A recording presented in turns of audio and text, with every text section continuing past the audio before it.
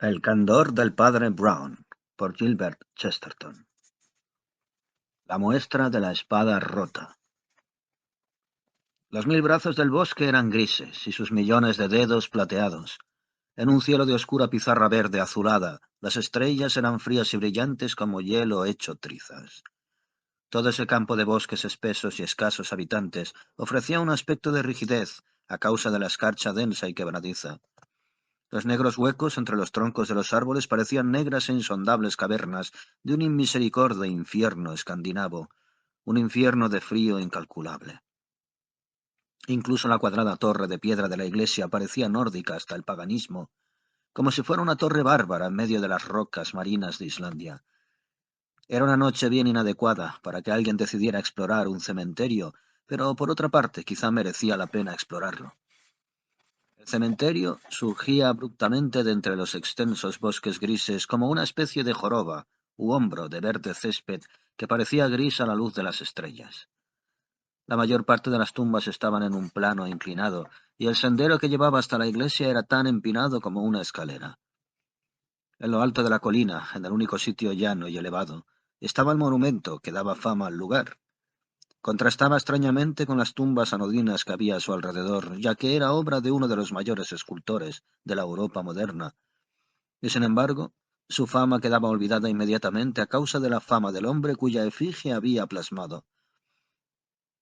La luz de las estrellas, a pinceladas leves y plateadas, mostraba la figura de metal macizo de un soldado yacente, con las fuertes manos unidas en gesto de eterna adoración, y la magnífica cabeza reposando sobre un cañón.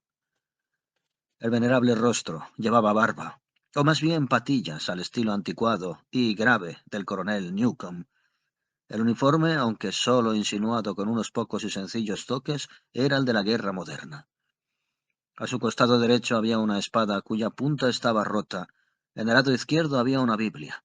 En las luminosas tardes veraniegas llegaban caravanas de americanos y de gente culta de las proximidades para ver el sepulcro, pero incluso entonces sentían que el vasto bosque y su única elevación deforme, que eran el cementerio y la iglesia, constituían un lugar extrañamente silencioso y descuidado. En la heladora oscuridad de pleno invierno, se podía pensar que uno estaba solo con las estrellas. Sin embargo, en la quietud de esos rígidos bosques se oyó crujir un portón de madera, y las figuras desdibujadas de dos hombres vestidos de negro ascendieron por el pequeño sendero hasta la tumba. La fría luz de las estrellas era tan débil que nada se podía distinguir en ellos, salvo que, si bien ambos iban de negro, uno de ellos era enormemente alto, y el otro, quizá por contraste, era casi sorprendentemente bajo.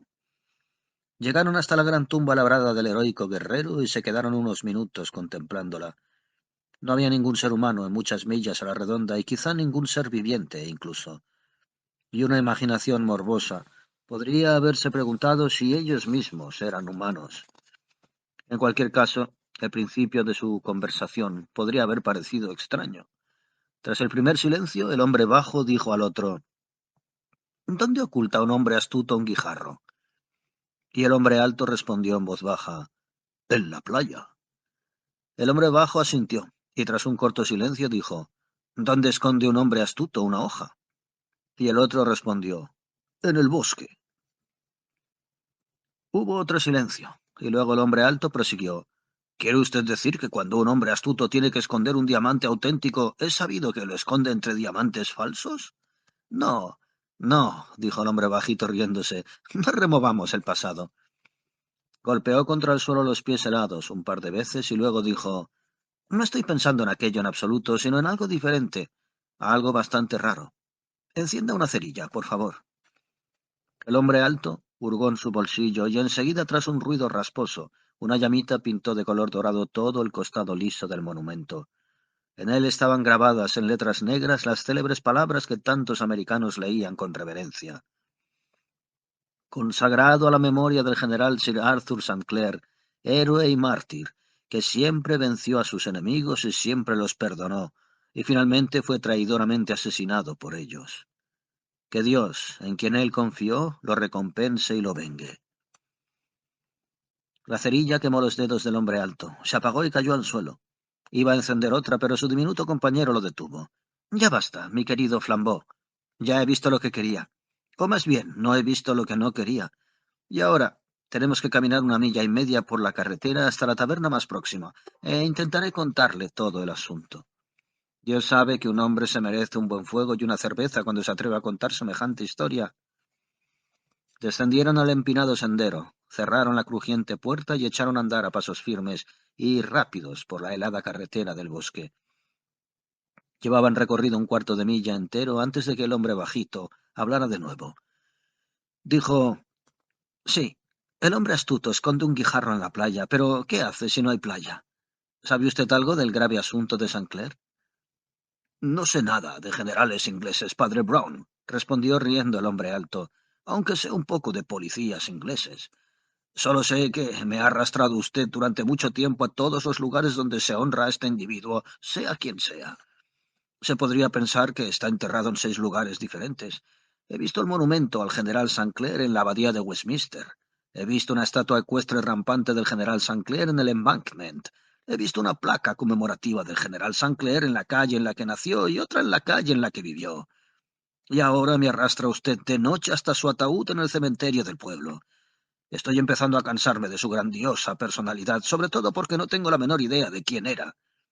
¿Por qué persigue usted todas esas criptas y efigies?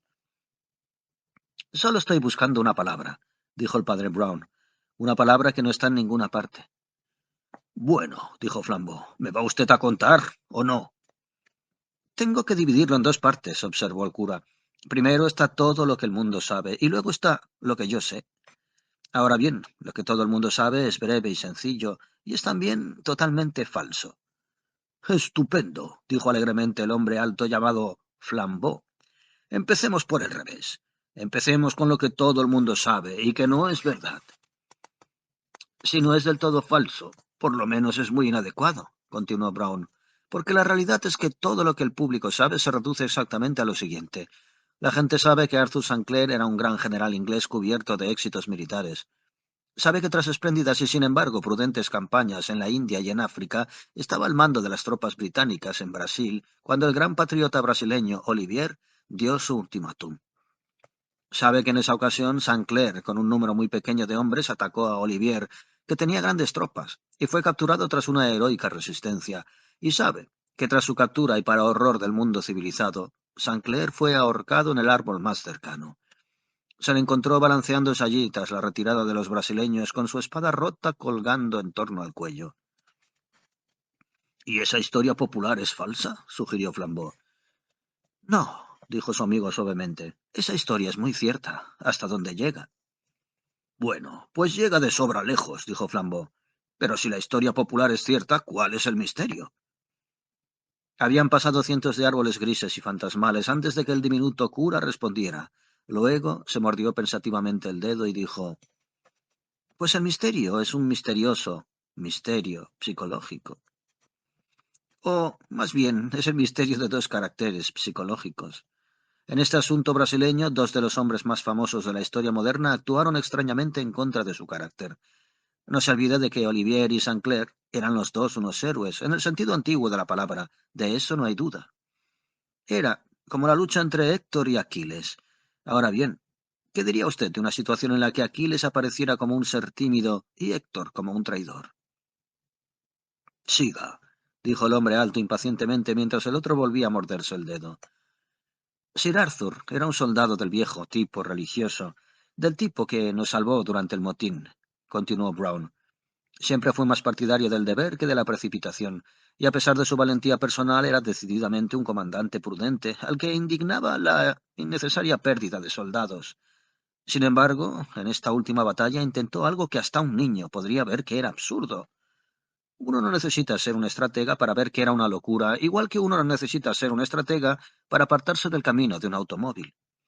Pues bien, ese es el primer misterio. ¿Qué le había pasado a la cabeza del general inglés? El segundo enigma es qué había pasado en el corazón del general brasileño. El presidente Olivier puede ser considerado un visionario o un estorbo, pero incluso sus enemigos admitían que era generoso. Generoso hasta el punto de comportarse como un caballero andante. Siempre ponía en libertad casi a la mitad de los prisioneros que capturaba, o incluso los colmaba de prebendas. Hombres que realmente le habían hecho daño, Salían conmovidos por su sencillez y bondad. ¿Por qué demonios habría de vengarse diabólicamente una sola vez en su vida y además en una ocasión en que no había recibido ningún daño? Pues allí lo tiene. Uno de los hombres más sagaces del mundo actuó como un idiota sin ningún motivo. Uno de los hombres más bondadosos del mundo actuó como un canalla sin ningún motivo. Esa es la historia. Y ahí la tiene usted, amigo mío. No, de ninguna manera, dijo el otro con un resoplido. Ahí la tiene usted, y más le vale contármelo todo. Pues bien, prosiguió el padre Brown, no es justo decir que la impresión popular es lo que acabo de decir, sin añadir que desde entonces han ocurrido dos cosas. No puedo decir que hayan arrojado una nueva luz porque nadie les encuentra sentido, pero arrojaron una nueva oscuridad. Arrojaron oscuridad en nuevas direcciones. La primera cosa fue la siguiente. El médico de cabecera de los Sinclair se peleó con la familia y empezó a publicar una serie de violentos artículos en los que decía que el difunto general era un maníaco religioso. Pero en realidad, tal como estaba expresado, eso solo significaba que era un hombre religioso. En cualquier caso, la historia se olvidó. Todo el mundo sabía, naturalmente, que Sinclair tenía algunas de las excentricidades propias de la piedad puritana. El segundo incidente fue mucho más llamativo. En el infortunado y desvalido regimiento que hizo aquel desesperado ataque en el Río Negro, había un tal capitán Keith, que en esa época estaba prometido a la hija de Sinclair, y que más tarde se casó con ella. Era uno de los oficiales capturados por Olivier, y como todos los demás, salvo el general, parece haber sido tratado con generosidad y puesto rápidamente en libertad.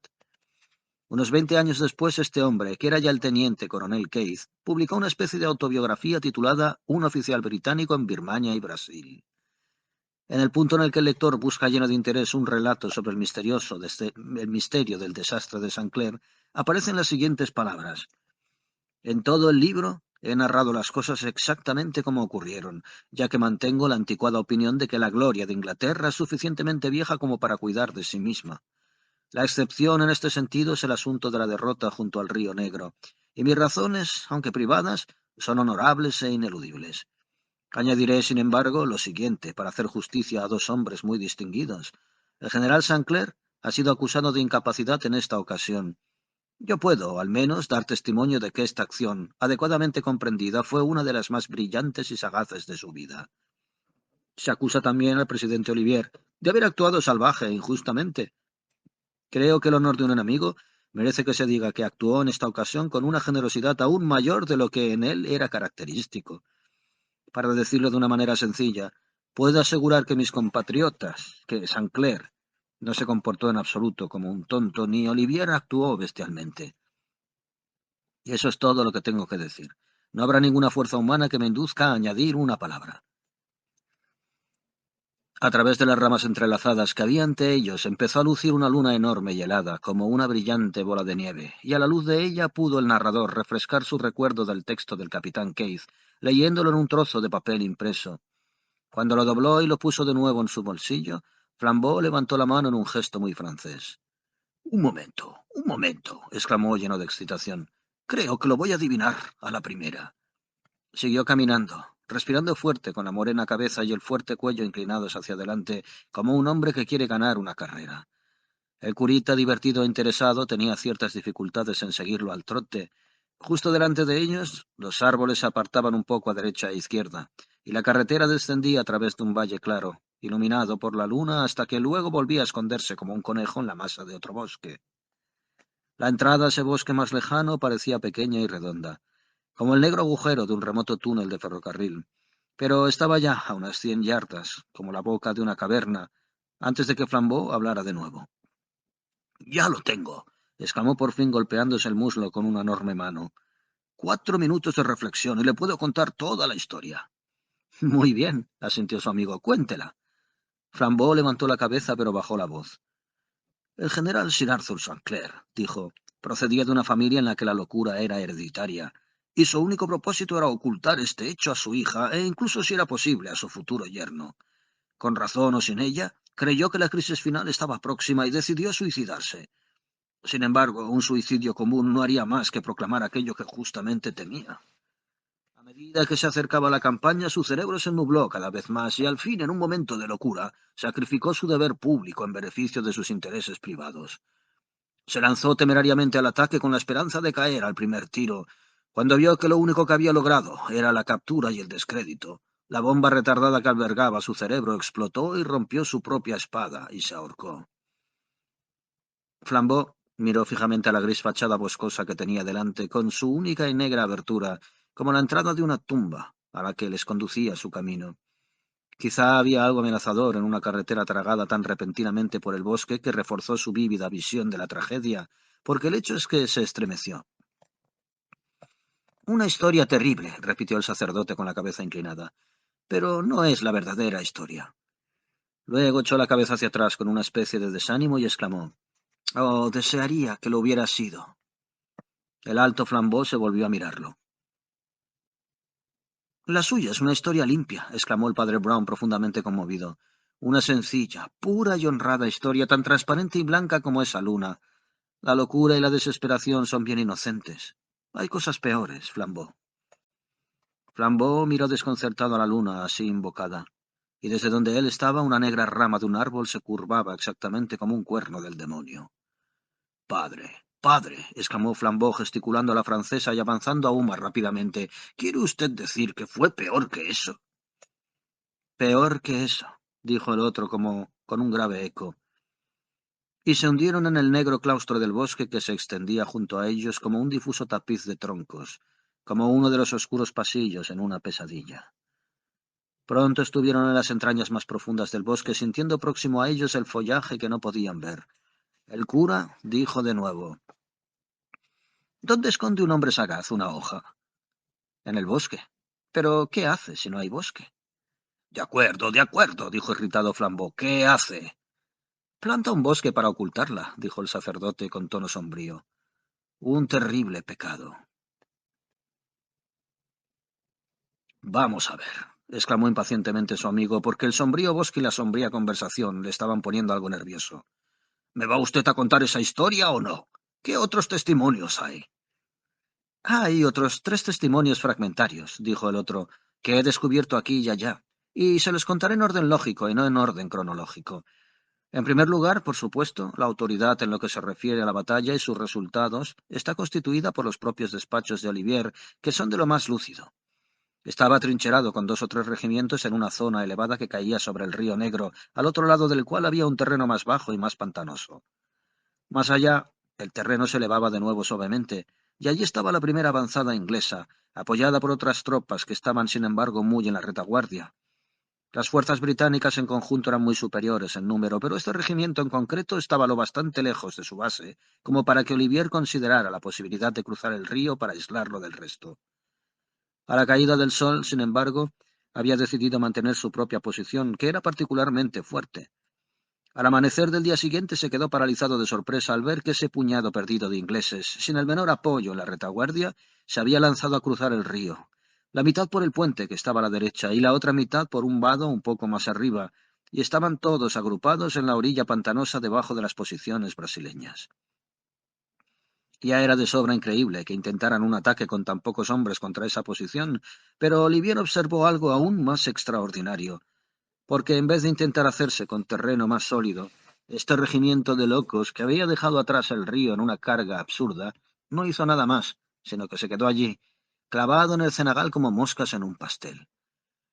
No hace falta decir que los brasileños los diezmaron con su artillería, a la que solo podían responder con valiente pero ineficaz fuego de fusiles, pero no se rindieron. Y el breve informe de Olivier termina con un expresivo tributo de admiración al místico valor de esos imbéciles.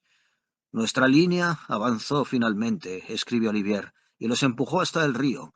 Capturamos al propio general Sancler y varios otros oficiales. El coronel y el mayor habían caído en la batalla. No puedo evitar decir que pocos espectáculos más hermosos puede haber habido en la historia que la resistencia hasta el final de este extraordinario regimiento, con los oficiales heridos cogiendo los rifles de los soldados muertos y el propio general haciéndolos frente a caballo y con la cabeza descubierta y una espada rota». Sobre lo que aconteció después al general, Olivier se calla, lo mismo que el capitán Keith. «Bien», gruñó Flambeau, «siga con el siguiente testimonio». Encontrar el siguiente testimonio, dijo el padre Brown, llevó bastante tiempo, pero no será largo de contar. Encontré al fin en un asilo en los Lincolnshire Fens a un viejo soldado que no solo había resultado herido en el Río Negro, sino que se había arrodillado junto al coronel del regimiento cuando murió. Este último era un tal coronel Clancy, un irlandés fuerte como un toro, y parece que murió tanto de ira como a consecuencia de las balas. Él, en cualquier caso, no era responsable de ese ridículo ataque, sino que debió de serle impuesto por el general. Sus últimas edificantes palabras, según mi informador, fueron estas. Y ahí va ese maldito mono viejo con la punta de su espada rota. Ojalá fuera su cabeza. Observará usted que todo el mundo parece haberse dado cuenta de este detalle de la hoja rota de la espada, aunque la mayoría lo consideraba con algo más de reverencia que el difunto coronel Clancy. Y ahora, el tercer testimonio. El camino por el que atravesaban el bosque empezó a hacerse más empinado y el padre Brown se detuvo un momento para tomar aliento antes de proseguir su relato. Luego continuó con el mismo tono aséptico. Hace solo 1 o 2 meses murió en Inglaterra un oficial brasileño que se había peleado con Olivier y había abandonado su país. Era muy conocido, tanto aquí como en el continente. Un español llamado Espado. Yo mismo lo conocí. Era un viejo petimetre de tez amarilla y nariz ganchuda. Por diversas razones privadas tuve acceso a los documentos que había dejado. Era católico, claro está, y yo le había acompañado en sus últimos momentos. No había nada entre sus cosas que iluminara algún aspecto del feo asunto de St. Clair, excepto 5 o 6 cuadernos corrientes que constituían el diario de un soldado inglés. Solo puedo suponer que fueron encontrados por los brasileños en poder de uno de los soldados que cayeron. En cualquier caso, el diario terminaba bruscamente en la noche anterior a la batalla. Pero el relato del último día de vida de ese pobre hombre era ciertamente digno de ser leído. Lo tengo aquí, conmigo, pero está demasiado oscuro para leerlo aquí, así que haré un resumen. La primera parte está llena de bromas, evidentemente comunes entre los hombres, acerca de alguien llamado el buitre. No parece que esta persona, quien quiera que fuese, fuera uno de ellos, o siquiera un inglés. Tampoco se habla de él exactamente como si perteneciera al enemigo. Suena más bien como si fuera una especie de intermediario local y no combatiente, quizá un guía o un periodista. Se le había visto encerrado hablando con el viejo coronel Clancy, pero se le veía más a menudo hablando con el mayor. En realidad, el mayor es una figura bastante destacada en el relato de este soldado. Era un hombre delgado, de pelo oscuro, llamado Murray, un irlandés del norte y puritano. Hay bromas continuas sobre el contraste entre la austeridad de este hombre del Ulster y el carácter amistoso del coronel Clancy. Hay también alguna broma acerca de la ropa de vivos colores del buitre. Pero sobre todas estas cosas en trascendencia, aparece aquí y allá lo que bien se podía llamar una nota de corneta. Detrás del campamento inglés, y casi paralela al río, discurría una de las pocas carreteras importantes de esa zona. Por el oeste, la carretera se curvaba hacia el río que cruzaba por el puente antes mencionado. Por el este, la carretera se adentraba en la espesura, y unas 2 millas junto a ella estaba la siguiente avanzadilla inglesa. Desde esa dirección llegó por la carretera esa noche el brillo y el ruido de la caballería ligera, en la que aún el simple autor del diario pudo reconocer con asombro al general con su escolta. Montaba el gran caballo blanco, que ha podido usted ver tan a menudo en los periódicos ilustrados y en los cuadros de la Academia, y puede usted estar seguro de que el saludo con el que lo recibieron no fue meramente protocolario. Él, en cambio, no perdió tiempo en ceremonias, sino que, saltando de la silla inmediatamente, se unió al grupo de oficiales y les dirigió unas palabras firmes y confidenciales. Lo que llamó más la atención a nuestro amigo, el autor del diario, fue su especial disposición a discutir las cosas con el mayor Murray. Pero en realidad, esta elección, mientras no fuera excesiva, no era extraña en absoluto. Los dos hombres estaban hechos para simpatizar. Ambos eran hombres que leían su Biblia. Ambos pertenecían al viejo tipo de oficial religioso. Sea como fuese, lo cierto es que cuando el general volvió a montar, seguía hablando seriamente con Murray, y que mientras hacía caminar despacio a su caballo, carretera abajo hacia el río, el alto irlandés seguía caminando junto a sus riendas enzarzado en una intensa conservación. Los soldados lo miraron hasta que desaparecieron tras un grupo de árboles donde la carretera se volvía hacia el río. El coronel había regresado a su tienda, y los hombres a sus piquetes. El hombre del diario se había quedado rezagado 4 minutos más y vio algo maravilloso. El gran caballo blanco, que había marchado lentamente carretera abajo como en tantos desfiles, volvió al galope volando por la carretera arriba, como si quiera a toda costa ganar una carrera. Al principio creyeron que se había desbocado con su jinete encima, pero pronto vieron que el propio general, un excelente jinete, lo instaba a correr a toda velocidad.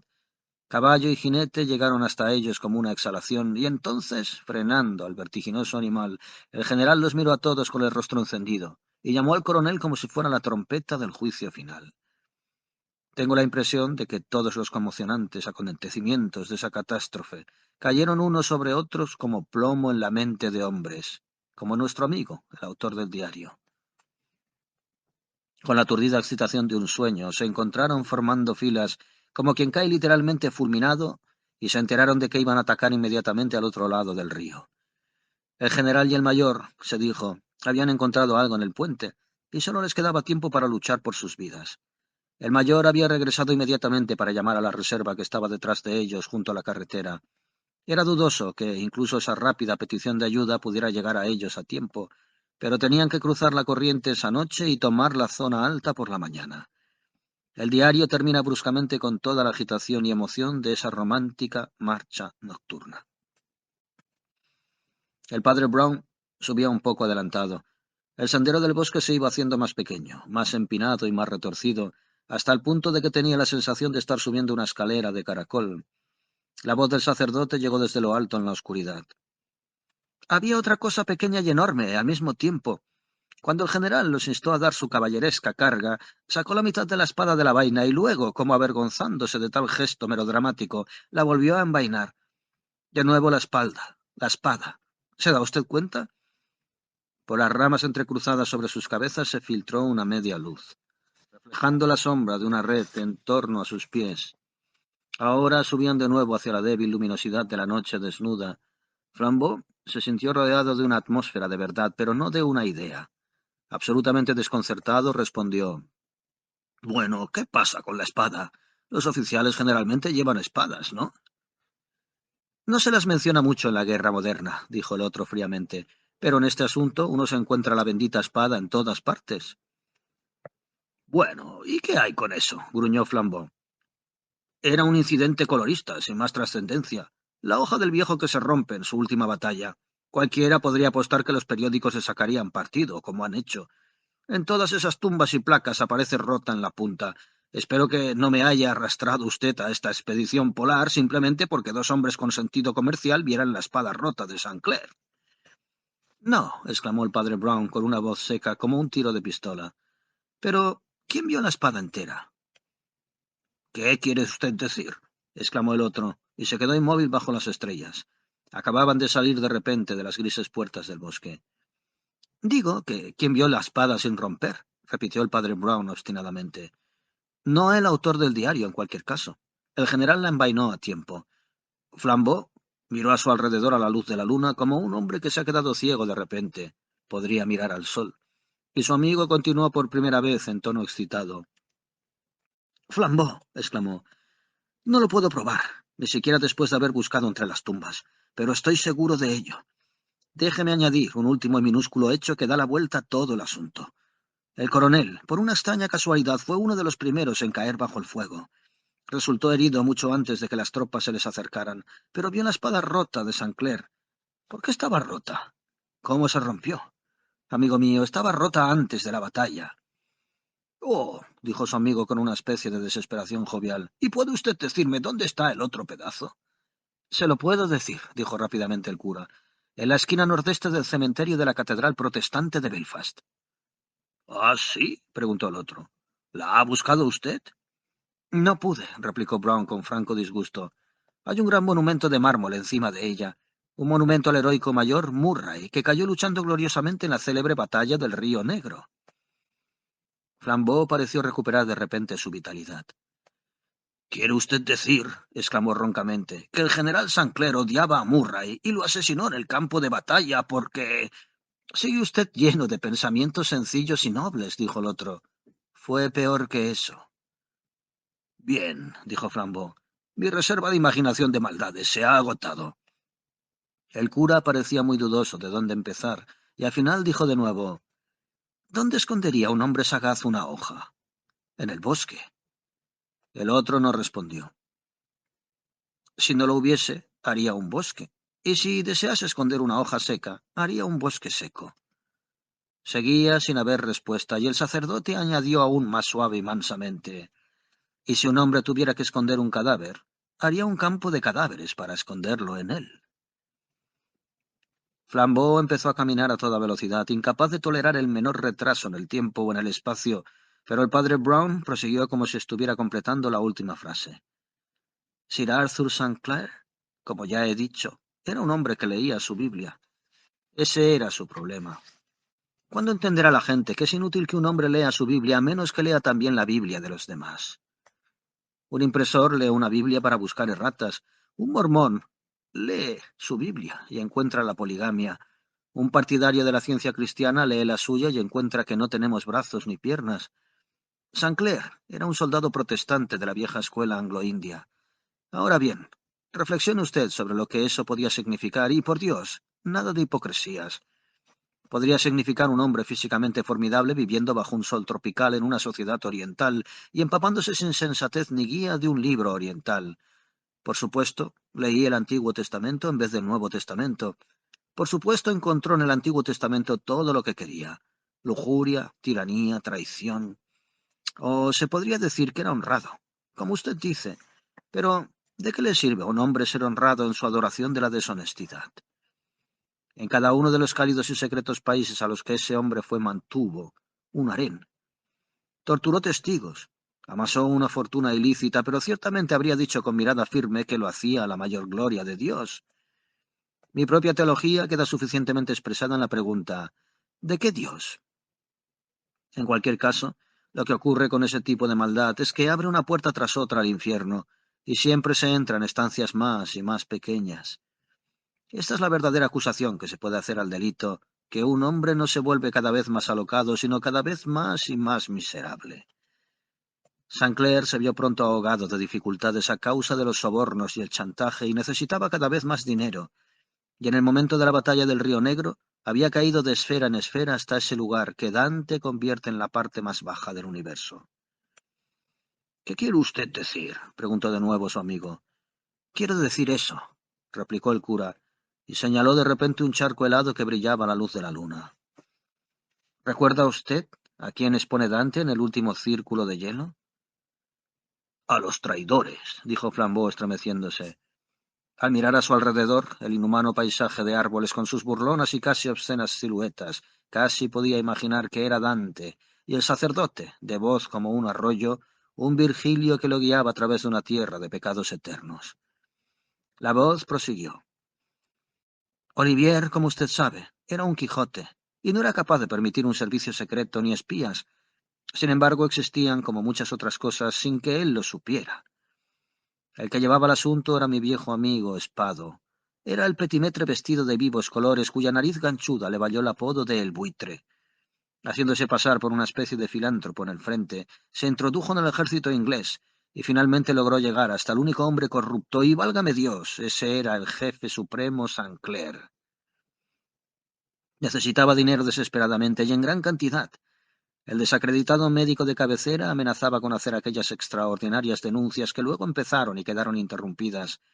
Había rumores de actividades monstruosas y prehistóricas en Park Lane, de cosas hechas por un cristiano inglés que olían a sacrificios humanos y hordas de esclavos. Hacía falta dinero, también, para la dote de su hija, porque para él la fama de la riqueza era tan embriagadora como la propia riqueza. El general dio el último paso, informó a Brasil, y el dinero le llegó en enormes cantidades procedentes de los enemigos de Inglaterra. Pero otro hombre había hablado con Espado. El Buitre, además de él. Por algún procedimiento, el moreno y torvo joven, mayor del Ulster, había averiguado la horrenda verdad, y cuando caminaban juntos lentamente carretera abajo hacia el puente, Murray le dijo al general que tenía que dimitir inmediatamente o sería juzgado por un consejo de guerra y fusilado. El general contemporizó con él hasta que llegaron al borde de los árboles tropicales junto al puente, y allí, junto al río Cantarín y las palmeras encendidas por el sol, pudo ver el cuadro claramente. El general desenvainó su espada y la hundió en el cuerpo del mayor. La carretera invernal bordeó una loma cubierta de cortante escarcha en la que los arbustos y matorrales adquirían amenazadoras formas negras. pero a Flambeau le pareció que detrás de ella podía ver difusamente el borde de una aureola que no era la luz de las estrellas y la luna, sino algún fuego hecho por los hombres. Lo siguió mirando mientras la historia se aproximaba a su fin. St. Clair era un perro infernal, pero era un perro de raza. Podría jurar que nunca se sintió más lúcido ni más fuerte que cuando el pobre Murray quedó muerto a sus pies.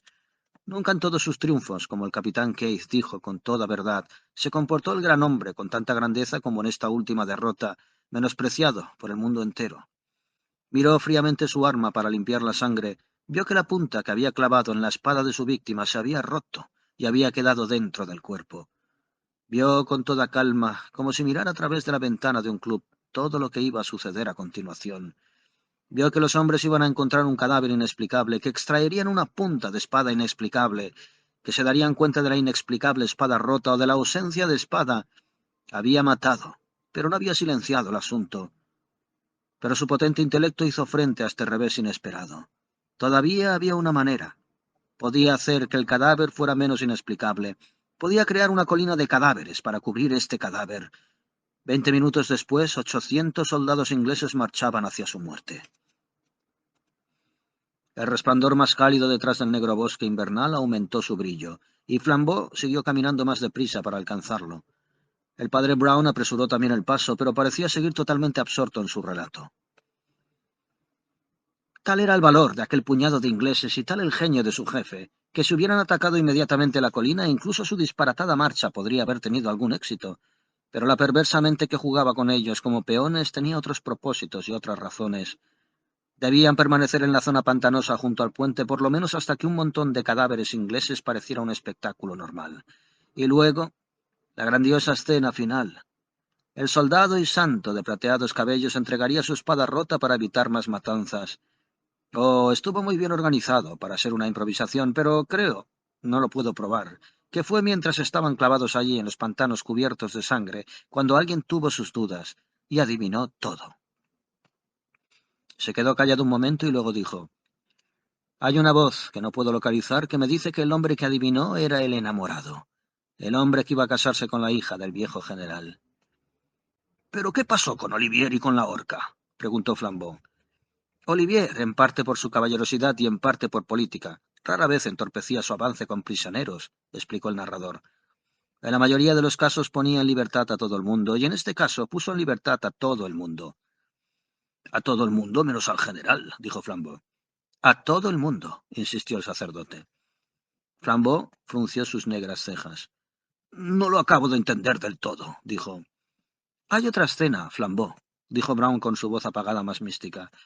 No la puedo probar, pero puedo hacer más que eso. La puedo ver. Están levantando el campamento por la mañana en las desnudas y tórridas colinas. Allí están los uniformes brasileños formados para marchar. Allí están la roja camisa y la larga barba negra de Olivier, que ondea al viento, mientras permanece en pie con su sombrero de ala ancha en la mano. Está despidiendo al gran enemigo al que deja en libertad, al sencillo, veterano inglés de cabellos como la nieve, que le da las gracias en nombre de sus hombres. Los ingleses supervivientes están detrás de él, cuadrados todos. Junto a ellos están los pertrechos y los vehículos para la retirada. Redoblan los tambores, los brasileños se ponen en marcha, los ingleses están inmóviles como estatuas.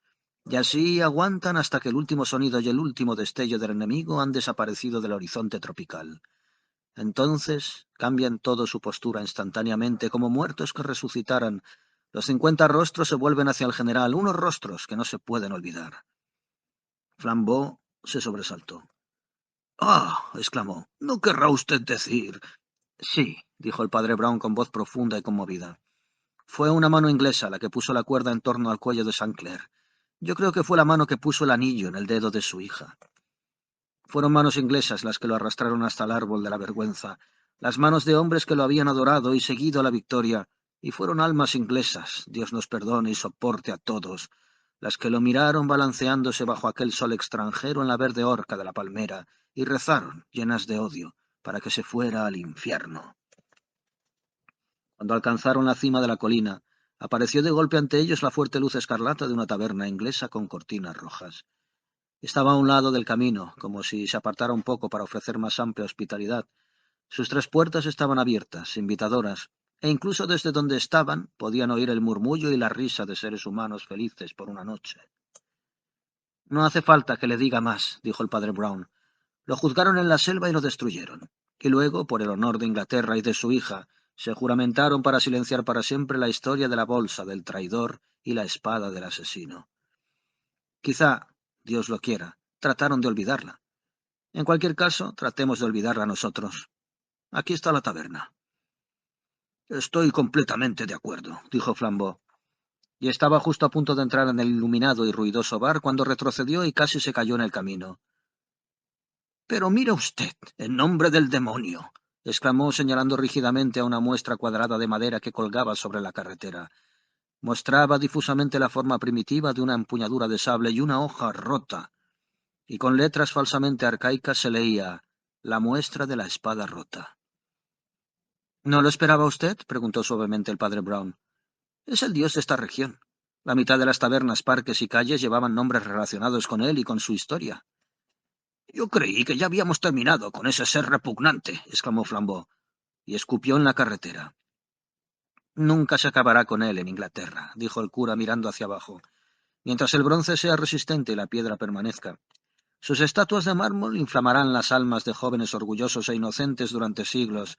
La tumba en su pueblo natal olerá a lealtad y a lirios. Millones de personas que nunca lo conocieron lo amarán como a un padre. Un hombre al que los pocos que lo conocieron al final lo trataron como a estiércol. Será un santo, sí, y la verdad sobre él no se dirá nunca, porque he tomado por fin una decisión. Hay tanto positivo y tanto negativo en revelar un secreto que he puesto mi conducta a prueba. Todos esos periódicos desaparecerán. La actitud anti-Brasil ya ha sido superada. Olivier es colmado de honores en todas partes, pero me dije a mí mismo que si en alguna parte por su nombre, en metal o mármol que duraran como las pirámides, el coronel Clancy o el capitán Keith o el presidente Olivier o cualquier otro hombre inocente fueran acusados falsamente, entonces yo hablaría. Si lo único que encontraba es que Saint-Clair era alabado falsamente, guardaría silencio. Y lo guardaré. Entraron en la taberna de cortinas rojas, que no solo era acogedora, sino incluso lujosa en el interior. Sobre una mesa había una maqueta plateada de la tumba de Saint-Clair, con la cabeza de plata inclinada y la espalda de plata rota. En las paredes había fotografías coloreadas del monumento y del sistema de caravanas que llevaba a los turistas a visitarlo. Se sentaron en los cómodos bancos tapizados. «Venga, hace frío», exclamó el padre Brown. «Pidamos vino o cerveza». «O coñac», dijo Flambeau.